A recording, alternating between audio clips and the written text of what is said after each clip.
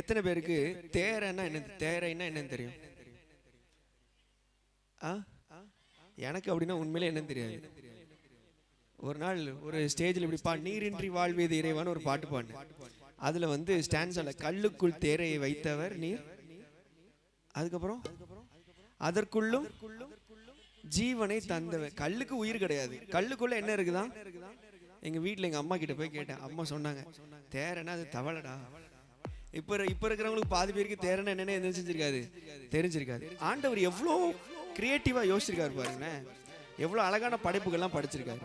கல்லுக்குள்ள என்ன வச்சிருக்காரு, தேரை வச்சிருக்காரு, அதுக்குள்ள என்ன இருக்கான், உயிர் வேற இருக்கான். அப்போ அவ்வளோ ஒரு சிறப்பான கடவுள். பாடலாமா? நீரின்றி வாழ்வேது இறைவா. எல்லாருக்கும் தெரியும் அப்படிதானே? எல்லாரும் சேர்ந்து பாடு.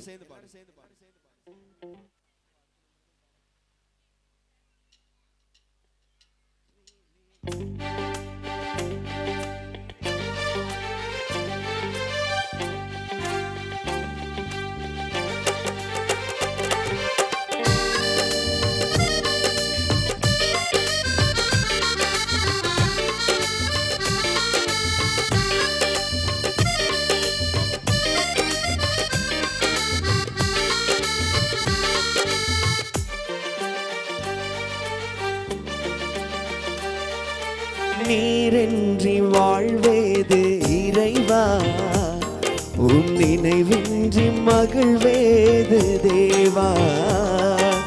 நீரின்றி வாழ்வேது இறைவா, உன் நினைவின்றி மகிழ்வேது தேவா. உலகத்தில் 100 ஆண்டு நான் வாழ்ந்த போதும், உலகத்தில் 100 ஆண்டு நான் வாழ்ந்த போதும், இல்லத்தில் வாழும் ஒரு நாளே போதும், இல்லத்தில் வாழும் ஒரு நாளே போதும். நீரின்றி வாழ்வேது இறைவா, உன் நினைவின்றி மகிழ்வேது தேவா.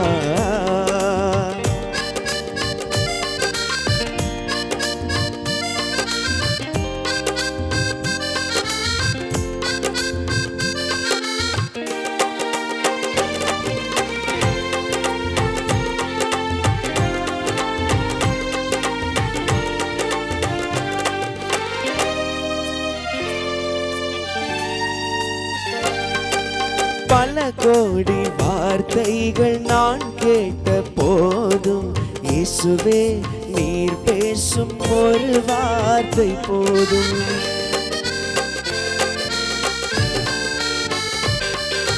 பல கோடி வார்த்தைகள் நான் கேட்ட போதும், இயேசுவே நீர் பேசும் ஒரு வார்த்தை போதும். 1000 ஜீவன் உயிர் வாழுமே, 1000 ஜீவன் உயிர் வாழுமே, உன் வார்த்தையில் உயிர் வாழ முடியாதையா. வார்த்தையிலே உண்டு அற்புதமே. நீரின்றி வாழ்வேது இறைவா, உன் நினைவின்றி மகிழ்வேது தேவா.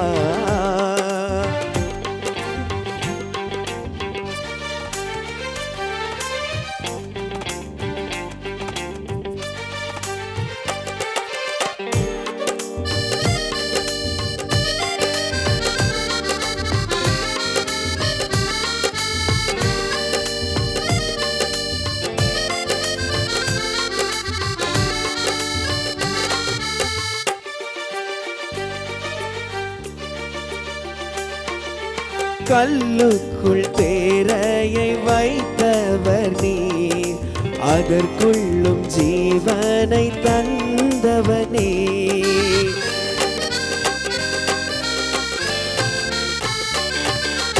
கல்லுக்குள் தேரையை வைத்தவர் நீர், அதற்குள்ளும் ஜீவனை தந்தவனே. உமையன்றி அணு ஏதும் அசையாதையா, உமையன்றி அணு ஏதும் அசையாதையா.